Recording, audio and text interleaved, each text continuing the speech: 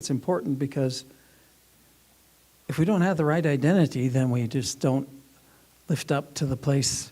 Our expectations and even our thought process don't line up with where God's taking us. Does that make sense? Can you believe that He wants more for you? He wants better for you?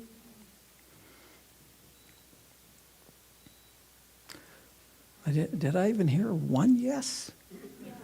Oh, thank you. Whew. I was wondering.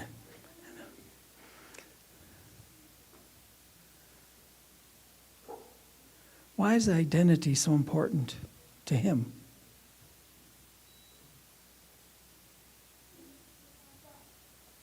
See, if we claim to be a child of God, right?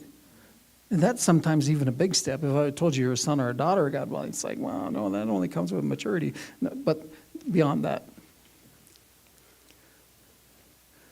what should a child of God receive from God? We can use a very big word or an encompassing word and say everything, but without a definition, we don't know what everything is. So then our expectation as a child of God is, your kids, did you all have kids? Man, did any of them come to you? So we were broke.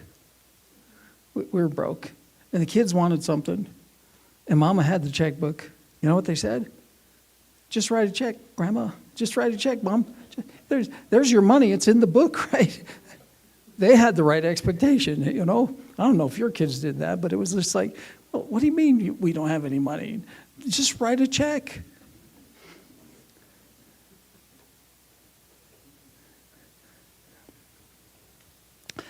Did you ever play like that one game, Johnny Come Over or whatever it is, or basketball or whatever, when you were little?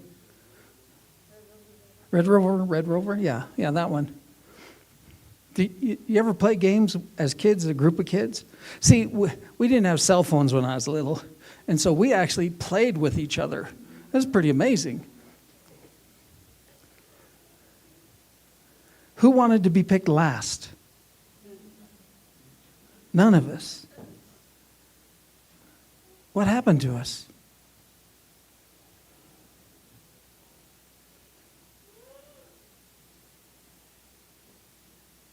What happened to us? Now we hide out. We want to be unseen.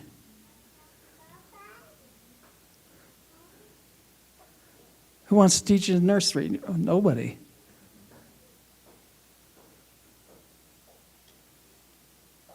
Who wants to come up and sing? Nobody. You know, even though I was the worst basketball player ever, and I was always last to be chosen for the team, I never wanted to be last.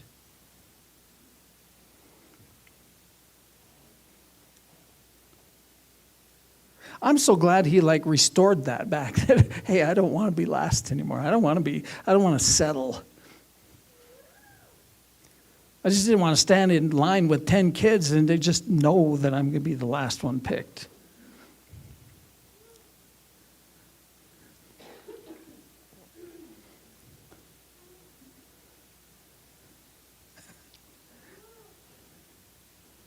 Yeah, but I want to talk about two guys today, Moses and Gideon. You know, Moses, Moses was born when they were killing all the baby boys, right? He was born, and they put him in a floating basket, Down the river he went. And it just so happened that the king's daughter, or the Pharaoh's daughter, picked him up. Fell in love with him instantly. Took him in and raised him as her son, so he became an heir of the Pharaoh through adoption. He grew up with the Pharaoh's son. And so we hear about all this stuff, right? It's like, man, he had. Here's what I've always thought was, God put him in Pharaoh's house so he'd have an identity to learn how to rule the nation, Israel. I don't think so.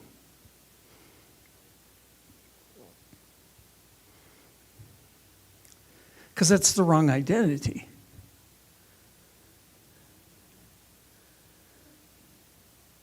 And so here's what his first identity came in and did for him. In man's wisdom and in Pharaoh's wisdom, or in worldly wisdom, when it didn't go right, he pronounced a judgment and killed the Egyptian.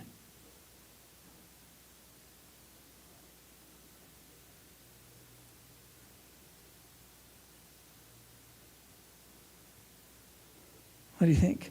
Is that what God wanted?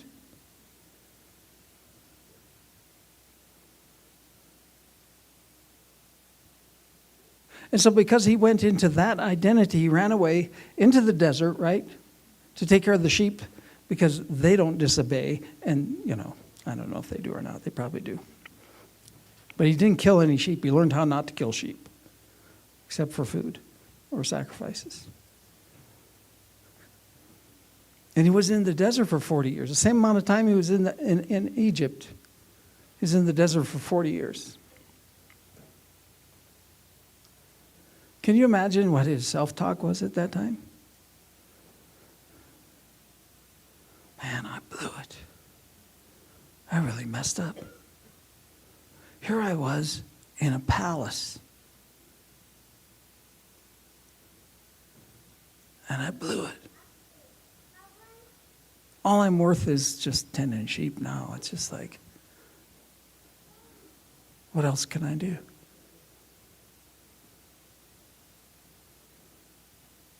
You think he'd think different? Isn't that the way we think when we blow it?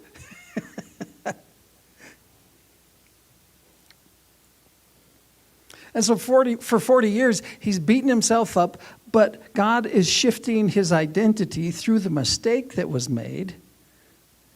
He's shifting his identity to understand who he's called to be.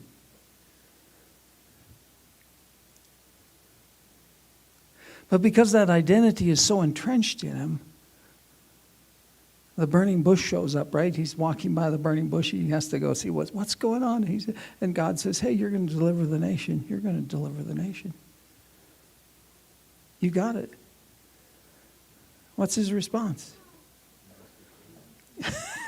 You must be crazy. No, he didn't say that. He says, I'm not capable.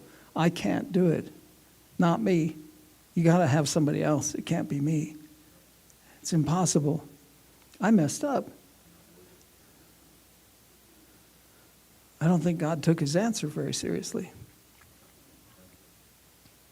He even goes on talking to Moses, and he's trying to reestablish his identity. And he says in Exodus 7:1, I think, he says, I will make you as God to Pharaoh. So here he is, a loser, tending sheep, because he messed up. And the burning bush, and God speaking out of the burning bush, and he says, hey, you're the one. You're the deliverer for the nation. But not me.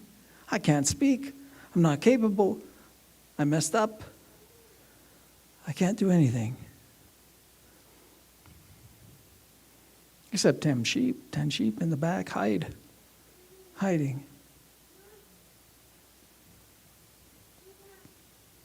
Well, anyway, he convinced him. He went in, right? He went in, took the rod, threw it down, turned it into a snake or whatever, and all this stuff. Do you think if he would have stayed in his old identity, and Pharaoh kept saying through all the tests, all the judgments or whatever they call it on Egypt, the 10, right? And every time a judgment came on Egypt, then Moses would show up in front of Pharaoh, and Pharaoh would say, get out of here. I don't believe you. If in his old identity, how many tests would Moses have went through and kept going back? The first one would have been it. Well, at least, I think, in his old identity. It's never going to work. It's the same. I don't know if you're really real. I know this just happened. Anybody have a miracle in your life? I want to see hands. Come on. Claire. You just don't realize what a miracle is yet. You have a miracle you want him to fulfill. He's done miracle after miracle in your life. He's done stuff in all our lives, and he continues to do it.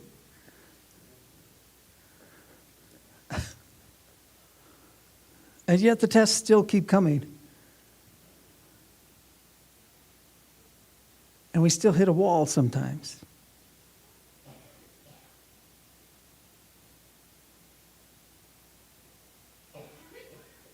But in our new identity, we keep coming. We don't give up on it.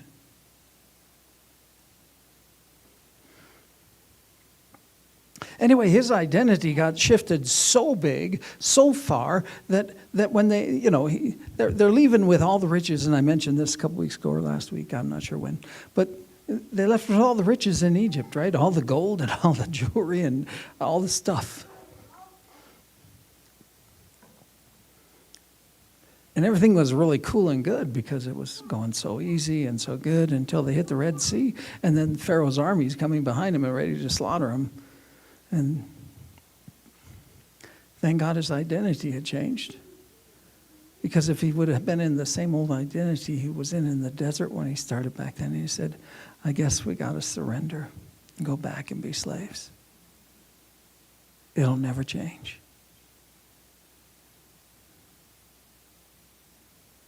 Does it sound like humanity?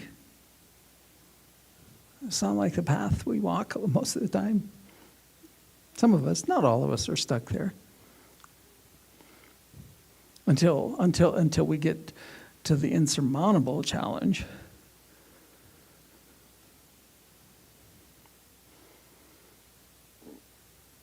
"40 years for that guy, for Moses. 40 years in the desert.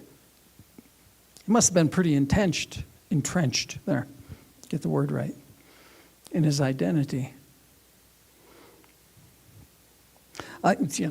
Maybe I can brag a little bit, right? Don't brag. It only took me 30, so I beat Moses.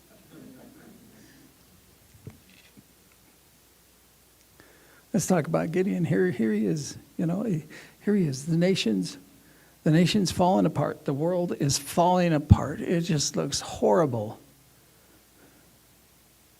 And every time we get a crop to come in, the enemy comes in and steals it. Every time a blessing is coming, just so we can live, every time, then the enemy comes and takes it all. Oh man, what a miserable life, huh? And then it says the angel of the Lord shows up and he says, hey, he calls him what, a mighty man of God, or he calls him a warrior. What's some of the words? A leader, a mighty, godlike. No. Mighty like God.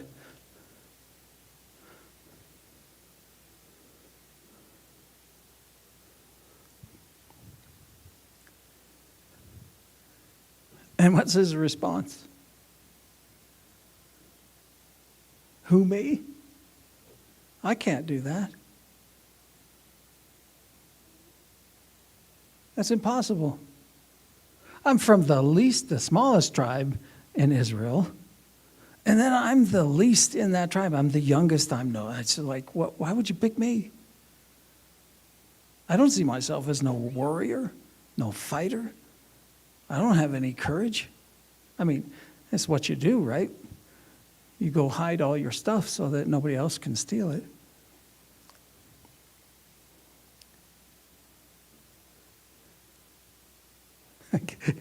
It's so funny. So here he is, this young guy. And the first assignment he has is to knock down the altar to Baal in the Jewish nation. Knock down the altar in the Ashtoreth or whatever it was. It was a tree they planted for a goddess. Cut cut that down, knock down the altar, and take and burn your dad's second bull. He's 7 years old. That's how long they were in Persia. Was the kingdom at the time. Persia was like huge. And from the Mediterranean Sea, like. But anyway, knock down the altar with the bull, your dad's bull, and then cut the tree into pieces, and then use it for a fire and sacrifice the bull whole. My daddy would have been mad. And yet he did that, you know? He did that. That was his first test. That was his first challenge. And I don't know if that was the first test. I don't know the lineage. For sure, I might get it mixed up. But he's asking God about the fleece, right? The water. Put the water on the fleece and not on the ground. And then the next night, put the water on the ground and not on the fleece. And, you know, and here's his personality. He says, oh, please, God, don't be mad at me. But will you do it again?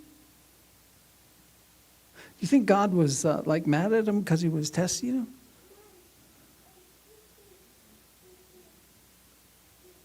I don't think he was mad at him. Here's a kid that's threshing wheat in the wine press. You actually crush grapes in the wine press. You thresh the wheat in the open air so that the chaff blows away when you throw it up in the air, okay? Well, that's what you do. You go hide your stuff when people are trying to get it. We don't necessarily trust in God, do we?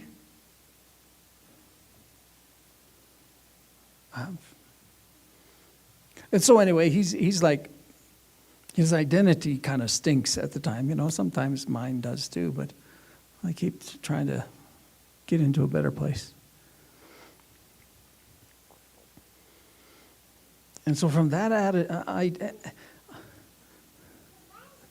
identity, God is trying to talk to him, and he calls him. So the angel of the Lord says, hey, man, you are just an amazing warrior of God, and you're going to set the people free. You're going to deliver the nation. That's a big step, huh? He didn't take 40 years. It probably took weeks or months before he defeated the Midian army. But he didn't defeat it either.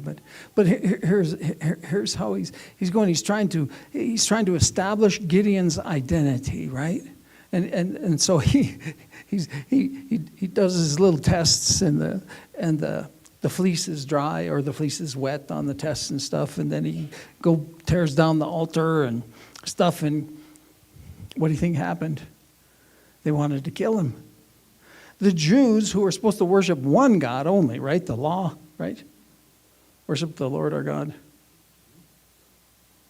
Only our Lord, only the Lord, right?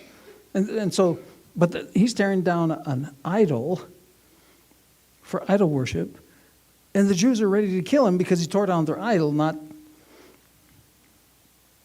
I don't know.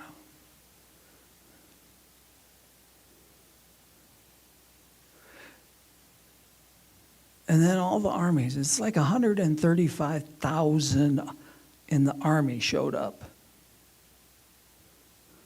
And they were going to just get rid of all the Jews. It was time, right? Hey, we've had enough of this. We'll just take the land. It's 135,000. And so Gideon goes through the test, and he calls, and he says, hey, he calls 3 or 4 tribes, and he says, send some men for arms, and 10,000 people show up, or 30,000 people show up. 30,000 people show up. 30,000 people, or 33. What is it, Eric? You know. It's one of those numbers. It was a bunch, huh? But it was still 3 or 4 to 1. And here's this guy, Gideon, and they're marching out to go to war against 135,000 men. And God pulls him aside. Hey, Gideon, there's too many guys. Are you kidding me? But look at the battle, man. Look at what I'm going through. It can't be. This cannot possibly be too many. I barely have enough. I could never have too much when I'm 3-1 or 4-1 odds. I mean, I'm the one, not. I need 10 times more people than they got. Then we can win, God. Then we can win. That's my identity, right? That's where I'm stuck. Just make sure that I can't fail, but make it sure so that I see it in the natural, not in the spiritual. Oh. Huh. Too many, Gideon. Here's what I want you to do. Anybody who's fearful, anybody that is scared to go fight in this battle, they can go home. Okay.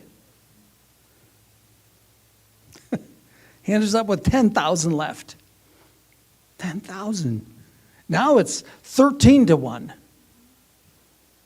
13-1. How can we win this battle? He says to Gideon, he says, no, if you guys win this battle, you'll just take credit for it. It's because we did it, not him. It was just we were smart. We figured it out. We invested in the right places, and we ended up with the right guys, and we did it. 10,000 of us beat 135 Midianites. Can you believe it?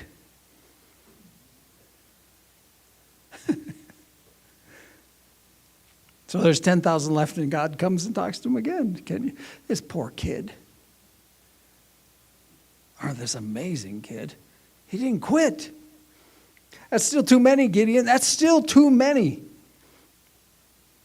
The nation will still take credit if you win the battle this way. I got to make it so that you know that I am God and that I can take care of my nation.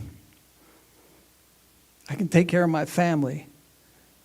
I can take care of my business. I can take care of my household. I'm God. I can do this. He says, there's one more test. At the river, at the creek. How do you say it? Crick or creek? Y'all are creeks. The creek is in the floor. It's over here somewhere.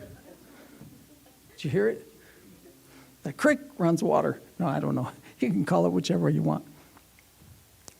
And so the test, it's like those guys that lay down and put their lips into the water, their head into the water, and suck up water, put them on this side, and the ones who cup the water and bring it to their mouth, set them on that side. Y'all know the story. 300 left. Send those 9,700 men home. I don't need them. That's what God says. Oh my goodness. But God, there's only 300 of us. What are we going to do? There's 135,000. It's like 50-1 or more. This is insurmountable. There's no way possible that this is going to happen. You think he had those thoughts? Or do you just think, man, no, he was strong in his faith and he did not. No, okay, God, you got it. You got it. I don't think his identity was established yet.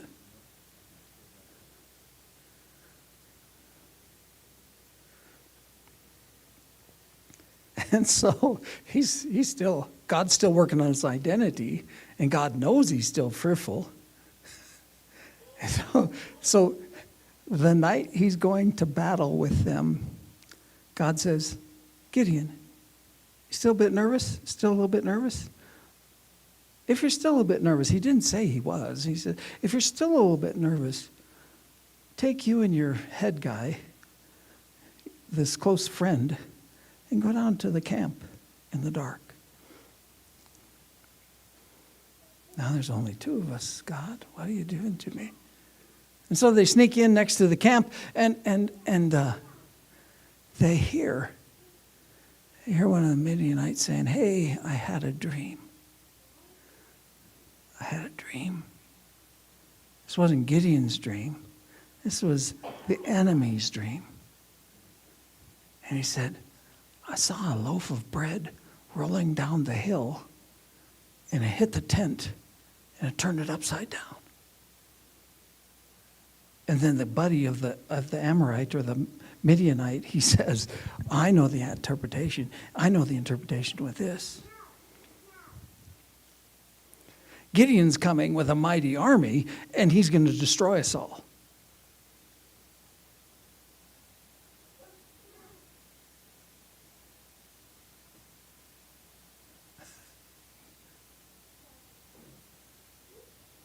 And so Gideon goes back to the camp and says, hey, load them up. We're going.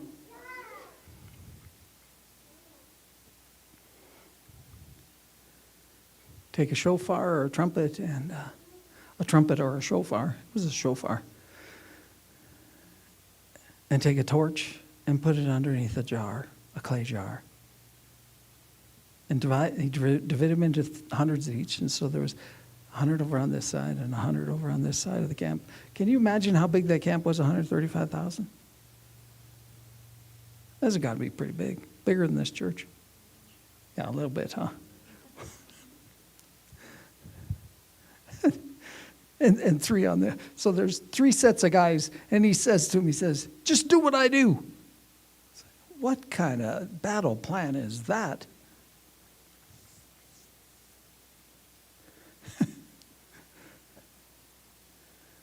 Anyway, they get set up. Actually, the Midianites were already set up. Gideon had to figure out his identity.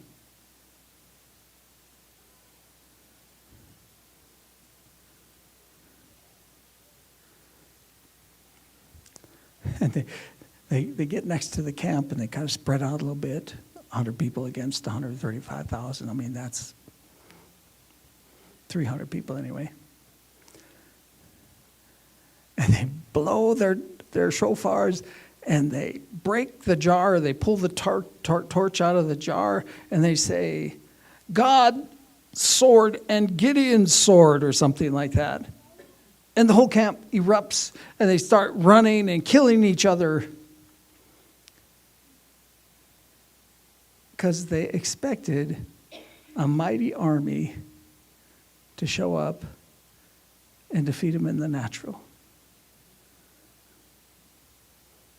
And it was 300 guys.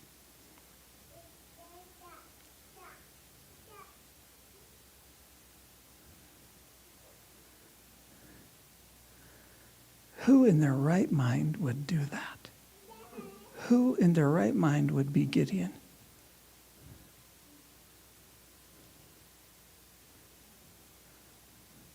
That's why you got to retrain your mind.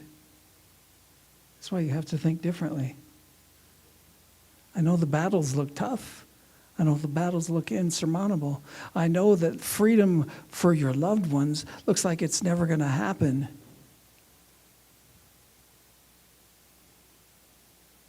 But there's nothing impossible with God. Would it be that he just doesn't want us to say we did it? Would it be that he just wants us to learn to say, hey, whatever you want, whatever you're leading, I know that you'll take care of it and do it. Do we still have some work on our own identities? See, he doesn't get mad continuing to work on your identity, God. He just lets you go around again and again and again and again until you eventually figure it out.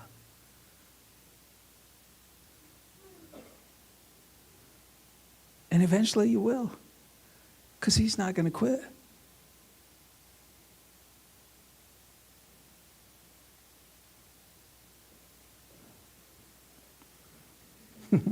I was thinking when I was sitting in my office this morning, he says, you're just like Moses, I wrote down, is set apart. You were set apart.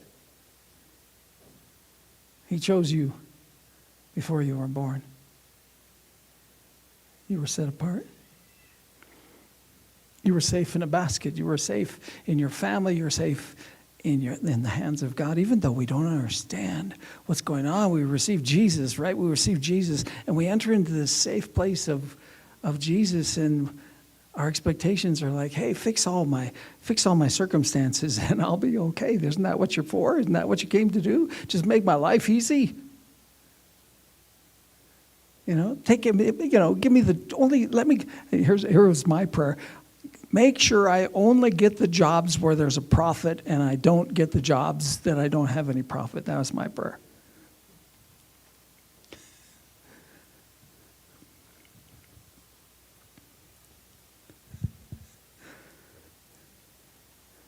I was praying those prayers safe in his basket, but he was trying to establish my identity. Take away all the troubles and all the challenges and all the stuff. Take away all my failures. Actually, don't let me ever fail again, Jesus. Just fix me. And yet I'm safe in his basket, and I'm walking on. We're brought into the king's house. Here we are. We're saved, and we're brought into the king's house where there's like God's house. Nothing lacking, nothing missing. But it doesn't line up with the natural. And so I'm thinking, all I see is lack. All I see is something missing. All I see is my failures. And all I see is this, instead of, oh my gosh, look what you keep getting me out of. You keep fixing everything I mess up. How does this work?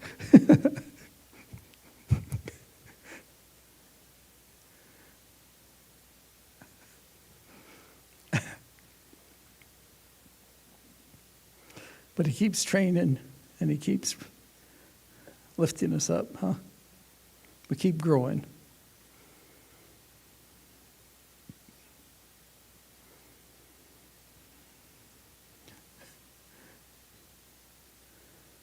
We keep trying to do what's right. It's like, yeah, I know I gotta have faith, but can you please fix this? And then I'll believe you more, right? If you do this, Jesus, I promise I'll read the Bible every day.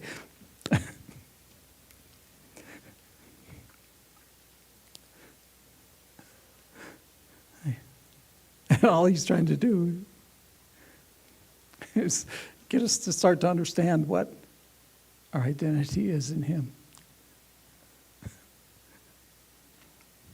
So with Moses, it was 40 years in the desert. With Gideon, it was either weeks or a few months. It was hardly any time at all. This young guy, he was trainable. I guess Moses was older, so maybe that was the reason. But we're so similar to that also, aren't we? Aren't we trying to hide what we think is valuable so that we can't lose it? We put it someplace special, or aren't we trying to hide the talents that we have so that we don't step into the place that God has gifted us to walk into?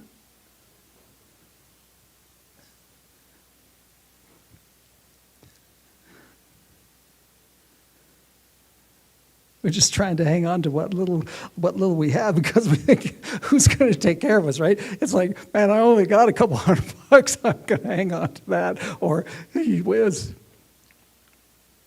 I just got to hang on to whatever I have, whatever I feel I am. I got to hang on to that little bit because if I give up on that, then I am absolutely nothing.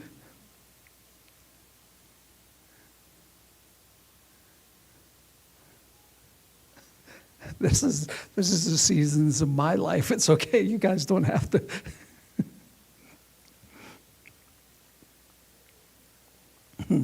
Fearful. Thinking less.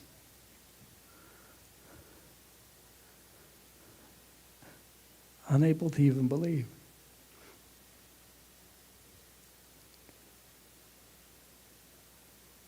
You know, the funny thing is, and when we were in the across the road preaching, the Lord just said, hey, talk about this one. And so we were 2 years into this walk with him. 2 years. Just kids, maybe a year and a half. We're just barely into this. And I still had these great expectations that I could order God around, right? And he would do what I asked him to do, because like, ask what you will in my name and I'll give it to you, right? That's what they told me. And Diane had to go to the emergency room because she had some crazy, just debilitating pain. And she was a nurse. She was an LPN. She was working. And the head nurse at the time, somebody called the head nurse because she wasn't there. And so she came in because she was just incapacitated. And this is in the middle of the night. And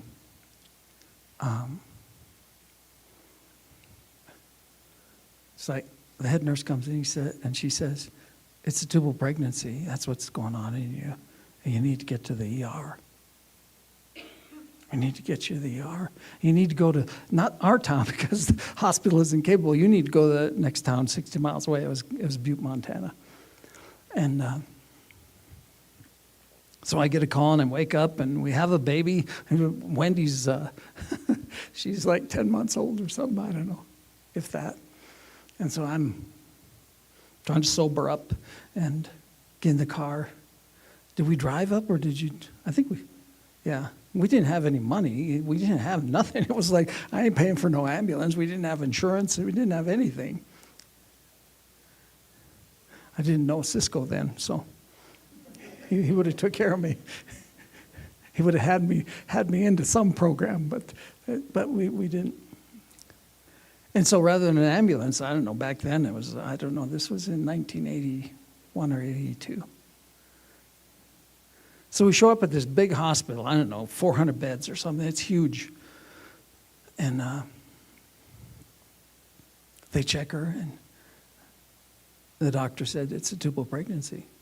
It's a tubal pregnancy, and we need to do a DNC. We need to clean it out, and because you'll die, and the baby's not going to live anyway. And so we're just young and stupid. I say, okay. And then they go to schedule the operating room.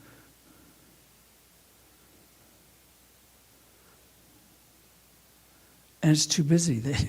It's filled for the rest of the day. So they gave her some pain meds, and they said, we'll do it in the morning. So they put her back in the room, and we just didn't know anything else to do. It's like we didn't even know I didn't know she was pregnant. She didn't know she was pregnant. It was like the first month or 6 weeks. And so we had no idea that she was pregnant.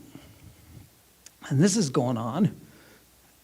And they leave us in the room alone because there's nothing they can do unless she needs some kind of help. Then we push the button and they'd come in.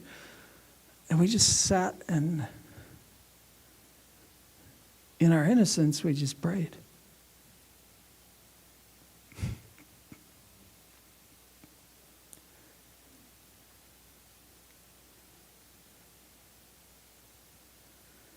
And they prepped her for surgery, and they got her in, and they checked her one more time. And they said, there's nothing in your tubes. And 7.5 months later, we had Paul. But here's the story is like this huge miracle. It's just like beyond. It's beyond. Do you realize what I did after that? Because we still had problems in our life. I still fought with God. Now, that's a big one, but there was little stuff happening all the time in our lives. It was just crazy stuff. It was happening all the times, and yet I wanted another fleece and another fleece and another fleece, and fix this before I do this, and fix that before I do this, and fix this, or help me to learn more, or help me to be better, or help me to lose weight, or whatever it is. You see, the whole concept of what we're trying to get to, or what I'm trying to get to today, is that He has so much for us. I want you to bite the hook so that you grab what He has instead of being fearful. Thank God the fish aren't fearful.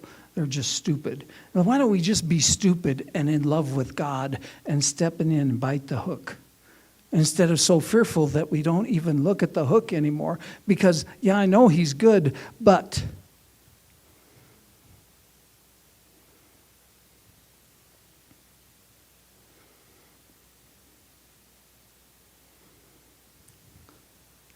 Here's the reason I'm talking about identity. And you all know the shape the world's in. You all know the shape that our community's in this county and the whole state. And it's everywhere. It's not just northern New Mexico. It's not just New Mexico. It's everywhere. Don't think that some other state's in a better place or some other nation's in a better place. It's everywhere. The darkness continues to grow and the craziness continues to escalate. And yet all we do when we're in the natural is we pick our camps.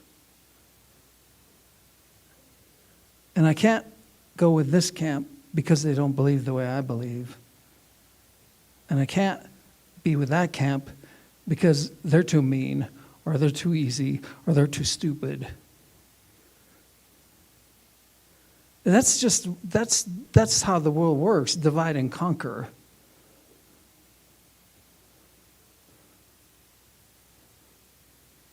But the identity we need to step into isn't a worldly identity. It isn't a political party. It isn't anything else. It's becoming a child or a son or a daughter of God in the fullness of what that is. And he continues to work on us to change our identity so that we actually take the true identity of who we are in him, and then we move mountains.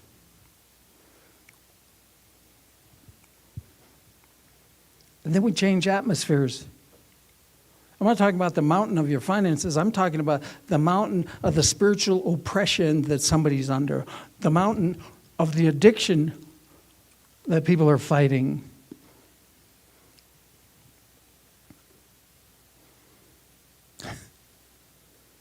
The mountain of unbelief. The mountain of pride. The mountain of... How crazy does it have to get before we actually take our identity as a son or a daughter of God and stand up and be the light to the world that needs the light?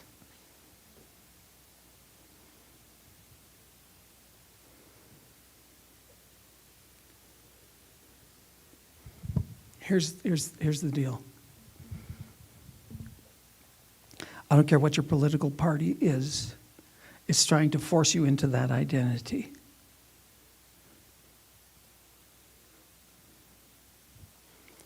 I don't care what daycare you go to. They're trying to force you or put their identity on your children. I guarantee it. They will love them, and there's good people. I'm not saying they're not good. What I'm saying is their mentality and how they treat your child. The same with schools. They're pushing an identity that is a success in the world, but not a success in Christianity, not a success as a son or daughter of God, unless you happen to be lucky enough to get in a class with Christian school teachers. You might not get that identity.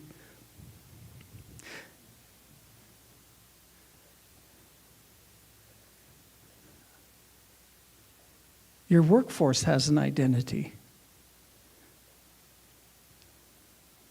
Everybody is trying to push an identity onto you, and God is trying to erase those identities or let you drop those identities so that you can actually become what he has called you to be. And you can't pull the other identities in with you because he wants you to walk in a spiritual identity that is supernatural and beyond any control of the world.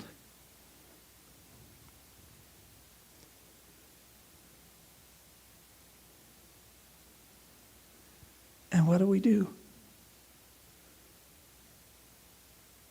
It's not that bad yet, is it? Do I really need to do that?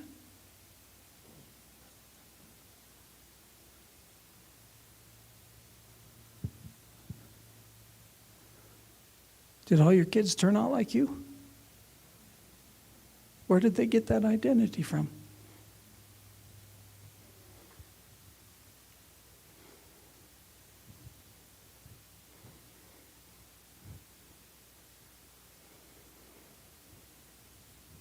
I'm not trying to belittle anybody. What I'm trying to do is show you the example of what happens in the world. And they pull and they pull and they pull. And unless we shine lighter and brighter and have the reasons and the right things to say to people, we don't break the pull of the natural.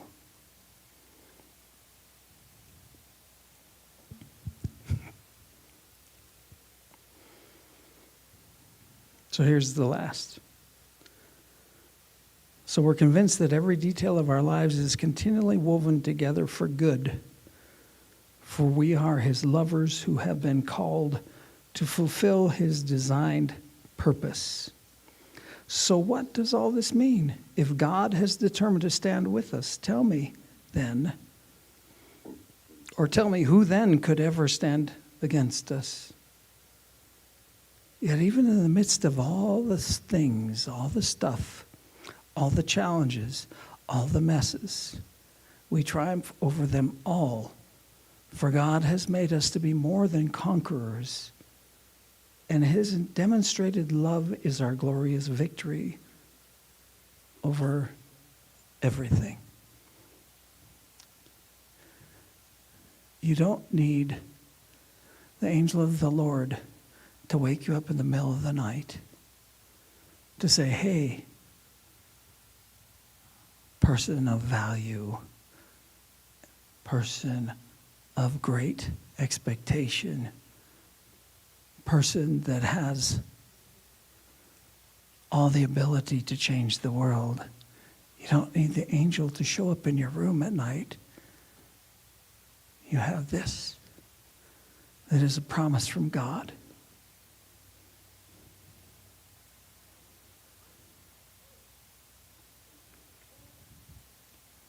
And you have a choice, whether it takes 3 weeks or 3 months or 40 years before you realize your identity is in him and you start to really act like, wrong word, before you step in to the fullness of what he has given us.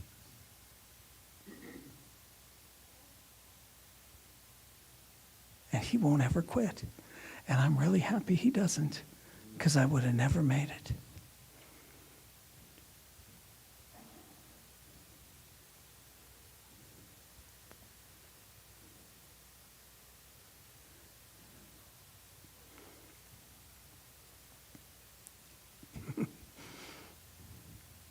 It's time to quit. Oh my gosh. Father, help us to see. Help us to see. Help us to establish the identity that is yours, our God-given identity. Not because we're Americans living in a basket, living in the house of the king or the best place in the world. But our identity is established in you because you're a true, all-powerful, amazing God that loved us so much. Help us to see. Father, show us and continue to give, continue to work on us as we go through this journey and establish our identity. Father, we surrender to you today. We surrender to you today to step into that place. In Jesus' name, amen. Thank you. Thank you for listening.